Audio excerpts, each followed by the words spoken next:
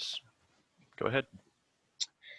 Hello and welcome to the final project presentation for CSCE 440 at UNL for the fall 2020 semester. I'm Erin Reed. And I'm Valerie Rude. And for our project today, we did a performance comparison for some numerical integration methods.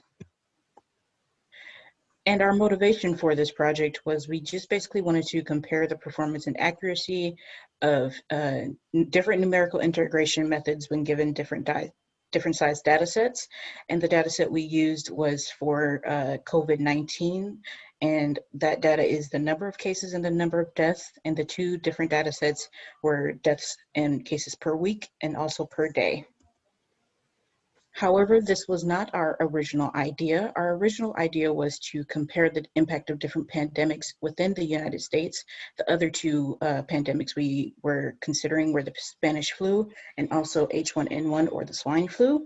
However, the issues we ran into during our data collection was that there is very sparse data on the Spanish flu due to the limitations of the time period.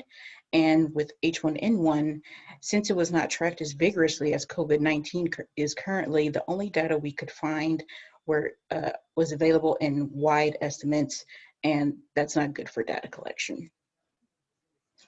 And for the data source, all the COVID-19 data we obtained was gathered from the Center for Disease Control, the CDC. It was downloaded as Excel spreadsheets, and it only came in daily data, but for the weekly data, we just did a little bit of Excel magic and we were able to extrapolate those numbers. And as you see here, these are also from the CDC, and these are just their graphs that detail the weekly cases and deaths as the virus has progressed throughout the year. And now I'll be handing it off to Valerie to talk about the methods in more detail, as well as our MATLAB implementation, as well as the results. Right, so we performed numerical integration on this data set using three different methods. We used upper bound approximation, lower bound approximation, and Simpson's rule. Next slide. Here we have the relevant code snippets for each one. Implementing algorithms for each of these was straightforward. Simpson's rule, of note, can only work on evenly sized data sets.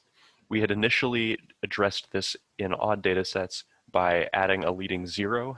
However, upon feedback from our presentation to the professor, we implemented the suggestion of reducing the data set size by 1 instead, so as not to introduce data that we did not know to be true. The results from running all three of these methods give the what you see on the screen right now. Of note that as expected, the upper bounds are greater than the estimate provided by Simpson's rule, and the lower bounds are less than that, and that Simpson's rule most accurately approximates the actual totals for both total cases and deaths.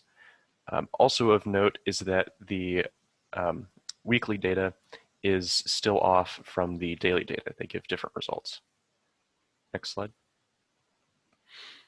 Running an MAE error to compare these results in the following error values. Similar to the previous slide, we can see that the Simpson's rule provides the best approximation with lower errors than, well, with lower magnitude errors than upper bounds or lower bounds estimates. And also that even though the same data set was used in the daily model and the weekly model, the daily model effectively allows the algorithms to process more data points and thus provides a greater degree of accuracy. In conclusion, we've determined that Simpson's rule is the most robust integration method of the three that we used. It provides the best accuracy as well as the performance and reduces the total error. Upper and lower bound approximations can still be useful, especially with very large data sets, if you simply need to get results quickly and the runtime of your algorithm is a concern. Otherwise, we recommend using Simpson's rule. And that concludes our presentation. Thank you for viewing and have a good day.